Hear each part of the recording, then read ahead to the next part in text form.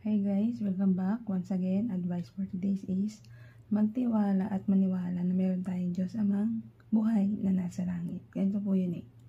Once nananalig ka sa ating Diyos Ama na may buhay na Diyos na kumikilos dito sa ibabaw ng mundo, ay bless ka. Kasi naniniwala ka na merong tayong Diyos na buhay na dapat mong sambahin at purihin dito sa ibabaw ng mundo. Kapag nagkakaroon ka kasi ng Diyos Ama sa pagkatao mo, lahat ng mga maling gawa ay hindi mo ginagawa.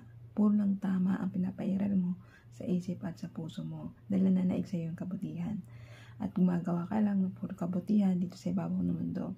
Tumutulong ka, respeto ka, nagpapakumbaba ka, nilalawakan mo yung mga pangunawa mo sa alam mo na mga makikitid na taong utak na alam lang na bulihin ka, siraan ka para lubakin ka, para mansiraan ka nila, para ibagsak ka nila. Pero kung ikaw isang tao nga nilalawakan mo yung pangunawa mo at nagkakaroon ka ng Diyos Ama sa pagkatao mo, ay naliligtas yung kaluluwa mo, pati ang pagkatao mo. At pinapakita mo lang sa kapwa-tao mo na mabuti ka talaga ang tao at hindi ka gumagawa ng masama. At tinatalikuran mo na ang pinagsisisihan mo na lahat mga kasalanan ginawa mo dito sa ibabaw ng mundo. Kasi nga bakit nagbabalik loob ka sa ating Diyos Ama at pinapaniwalaan mo, nagtitiwala ka na meron tayong Diyos na buhay na nasa langit na lagi nakagapay sa ating lahat mga taong mabubuti kahit masama.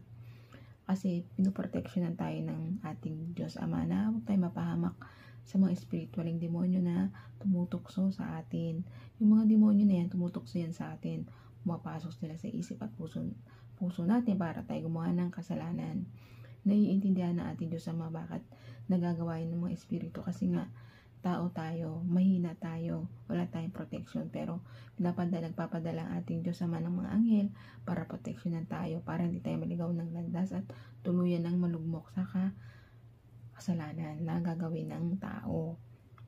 Bilang isang mabuting tao na may pagkakilala sa ating Diyos Amang buhay na nasa langit, ay hindi mo magagawang gumawa ng masama para sa kapwa-tao mo o kahit mag-isip ng masama sa kapwa-tao mo, kasi puro lang kabutihan iisipin mo na mapabuti yung kapwa mo at umunlad ito at na parang tulad sa'yo na hikayatin mo siya na lumapit na magbalik loob sa ating Diyos Ama, na i-preach mo siya o i-teach mo siya na magbago ka na kung marami ka na kasalanan nagawa dito sa ibabaw ng mundo. Pwede mo pa yan buguhin at pagsisihan at lumapit tayo sa ating Diyos Amang buhay na nasa langit. Purihin at sambahin natin ng nag-iisang Diyos nating Amang buhay na nasa langit at siya lang ang ating tagapagligtas, ang kanyang anak.